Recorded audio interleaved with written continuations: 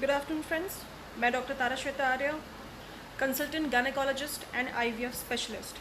आज आप लोगों को एक ऐसी घटना के बारे में बताने के लिए आई हूँ। आप सबको अभी तक मालूम पड़ गया होगा कि राजस्थान में एक महिला की डिलीवरी के दौरान बच्चे की मौत हो गई।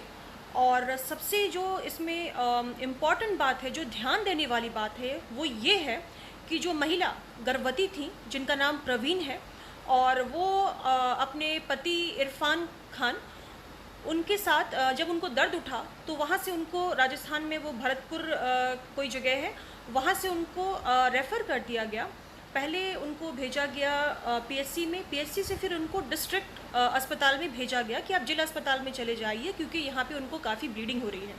तो उनको जब जिला अस्पताल लेकर के गए तो वहाँ पे जो डॉक्टर हैं थी ऑन ड्यूटी, जिनका नाम मुनीत वालिया है, उन्होंने उनसे पूछा कि आपका नाम क्या है। सारी चीज़ें पूछने के बाद तो फिर उन्होंने बोला कि मेरा नाम इरफान है, जो गर्भवती महिला थी उनके हस्बैंड। उसके बाद उन्होंने बोला कि आप मुस्लिम हैं, तो उन्होंने कहा जी। तो बोला कि अब तो आपका इलाज यहाँ पर नहीं हो सकता है, और उन्होंने अपने जूनियर डॉक्टर जो ड्यूटी पे होंगे उनको ये बताया कि इनका रेफरल कार्ड बना दीजिए और इनको यहाँ से रेफ़र कर दीजिए। मतलब और भरतपुर से निकलते निकलते ही वो बाहर नहीं निकल पाए होंगे, उनकी गाड़ी में ही डिलीवरी हो गई और बच्चे की मौत हो गई। ये इतनी शर्मनाक घटिया हरकत है, इतनी शर्मनाक।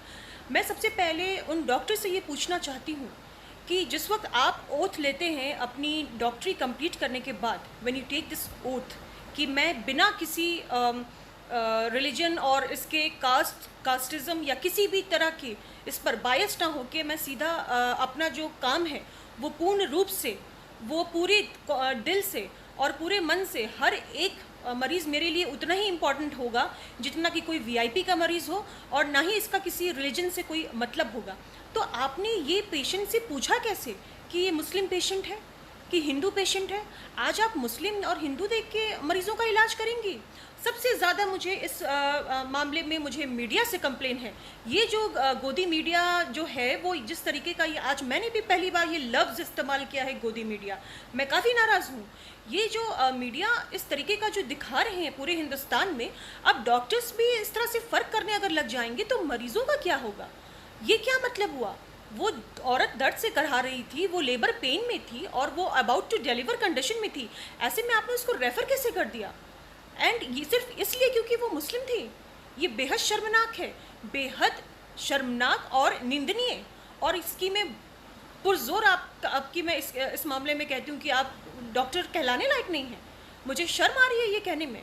और उससे भी ज़्यादा जो परेशान करने वाली बात है वो ये है कि जो भी मीडिया दिखा रही है, जो तबलीगी जमात के बारे में, और जो ये सब शुरू है कि कोरोना वायरस जो है वो तबलीगी जमात ने बिल्कुल फैला दिया है।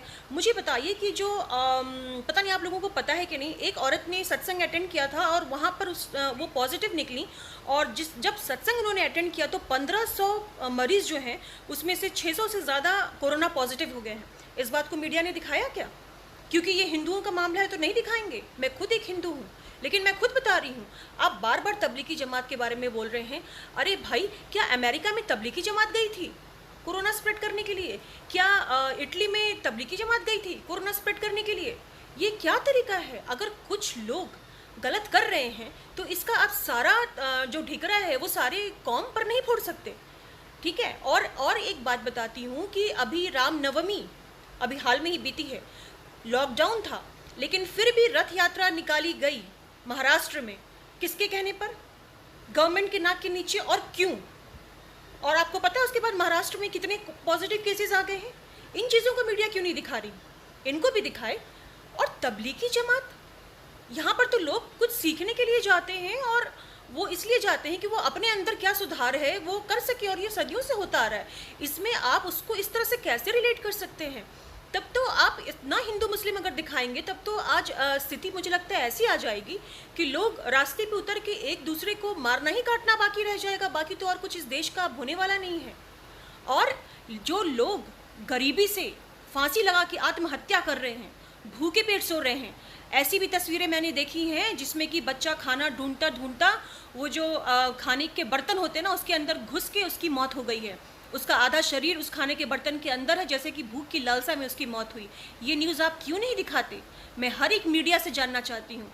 और एक महिला ने फांसी लगा के आत्महत्या कर ली, साथ में उसके तीनों बच्चे मर गए क्योंकि उसके पास खाने कुछ उसने 3 दिन से खाया नहीं था।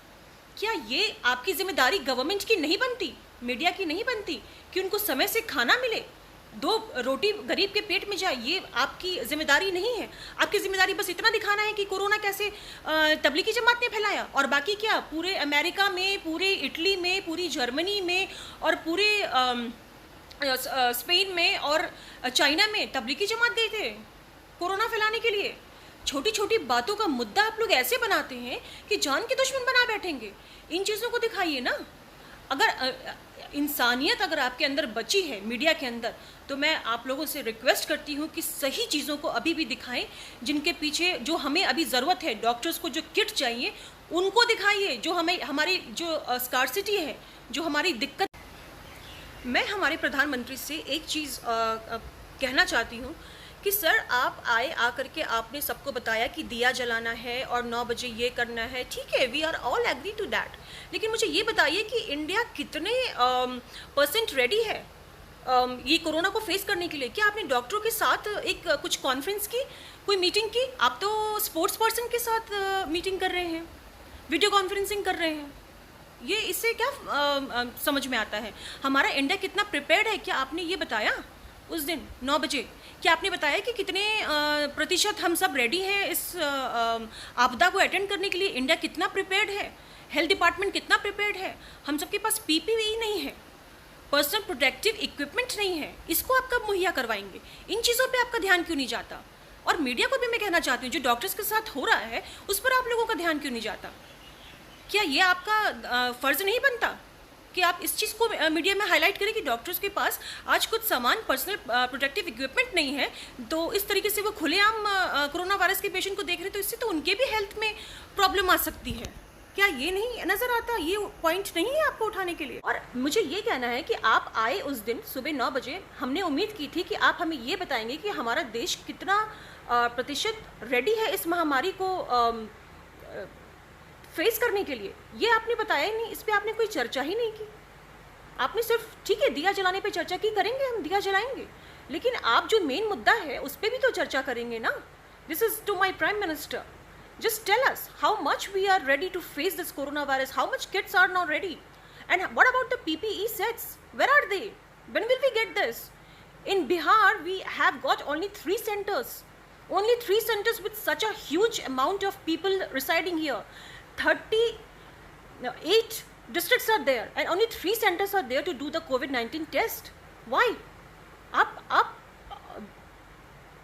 टेस्ट के लिए हमें भेजिए ना। टेस्ट के लिए ज़्यादा से ज़्यादा आप लैबोरेटरीज वगैरह खड़ा करें, टेम्परेरी खड़ा करें। आपको इस पर ध्यान देना चाहिए, ना कि ये कि हम दिया जलाएंगे और हम क्या करेंगे। ठीक है, हम सब हिंदुस्तानी है कि जब सब मरने लगते हैं तो सबकी ताकत एक ही हो जाती है, लेकिन हम डॉक्टरों की मजबूरी ये तो आपको समझनी होगी।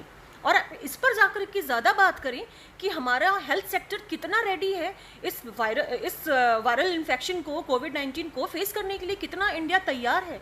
आप इस पर बात करेंगे तो हम डॉक्टर्स को ज़्यादा खुशी होगी। और मीडिया को भी मैं कहती हूँ, आप इससे अगर प्रधानमंत्री से या बाकी लोगों से सवाल करें तो मुझे ज़्यादा खुशी होगी। आप इस पर चर्चा करें मीडिया में कि हमारा देश कितने प्रतिशत तैयार है कोविड-19 को फेस करने के लिए। इस पर हमें चर्चा करनी चाहिए।